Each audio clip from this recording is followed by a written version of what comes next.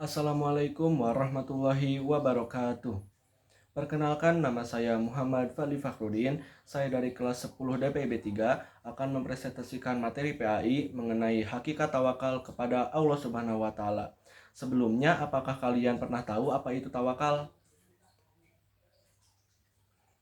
Tawakal berasal dari kata wakala yang berarti menyerahkan, mempercayakan, dan mewakilkan urusan kepada orang lain. Dalam kaitan ini, penyerahan tersebut adalah kepada Allah Subhanahu wa taala. Adapun tujuannya untuk mendapatkan kemaslahatan dan menghilangkan kemudaratan. Secara istilah, tawakal adalah menyerahkan suatu urusan kepada kebijakan Allah Subhanahu wa taala yang mengatur segala-galanya.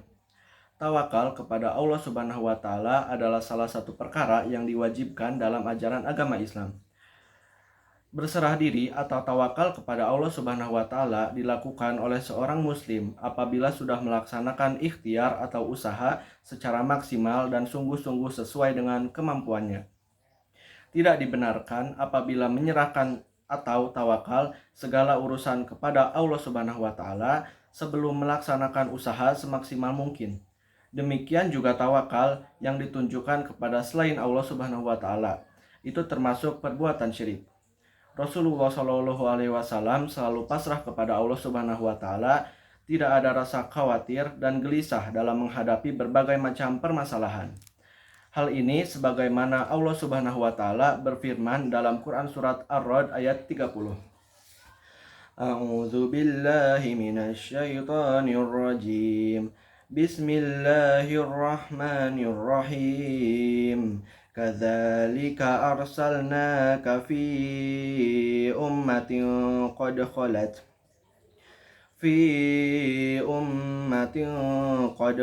min qabliha umamul litatluwa alaihimul ladzi auhayna ilaika wa hum yakfuruna birrahman. Qul huwa rabbi la ilaha illa huwa alaihi tawakkaltu wa ilaihi manab. Quran surat Ar-Ra'd ayat 30 yang artinya, seperti pengutusan para rasul sebelummu, itulah kami juga mengutusmu, Nabi Muhammad, kepada suatu umat yang sungguh sebelumnya telah berlalu beberapa umat agar engkau bacakan kepada mereka Al-Quran, dan kami wahyukan kepadamu, padahal mereka ingkar kepada Tuhan yang Maha Pengasih. Katakanlah, Dia Tuhanku, tidak ada Tuhan selain Dia. Hanya kepadanya aku bertawakal, dan hanya kepadanya aku bertobat. Quran surat Ar-Ra'd ayat 30. Salah satu bentuk perilaku tawakal yang dicontohkan oleh Nabi Muhammad SAW ditunjukkan dalam kisah berikut. Seorang sahabat Rasulullah SAW yang meninggalkan untanya tanpa dikaitkan pada sesuatu seperti pohon, tonggak, dan lain-lain. Lalu ditinggalkan. Beliau bertanya, "Mengapa tidak kamu ikatkan?" Ia menjawab, "Saya sudah bertawakal kepada Allah Subhanahu wa taala." Rasulullah SAW tidak dapat menyetujui cara pikir orang itu. Lalu berkata, "Ikatlah dulu, lalu bertawakallah." Upaya yang bisa dilakukan dalam membiasakan perilaku tawakal adalah membiasakan, mengawali, dan mengakhiri setiap aktivitas dengan berdoa kepada Allah Subhanahu wa taala, berusaha dengan penuh totalitas, kemudian menyerahkan hasilnya kepada keputusan Allah Subhanahu wa taala.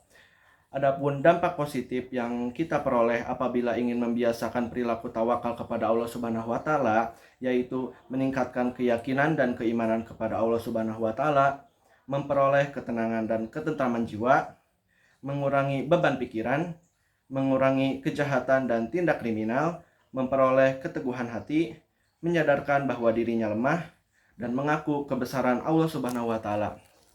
Mungkin cukup sekian presentasi dan yang dapat saya sampaikan. Kurang lebihnya mohon maaf. Wassalamualaikum warahmatullahi wabarakatuh.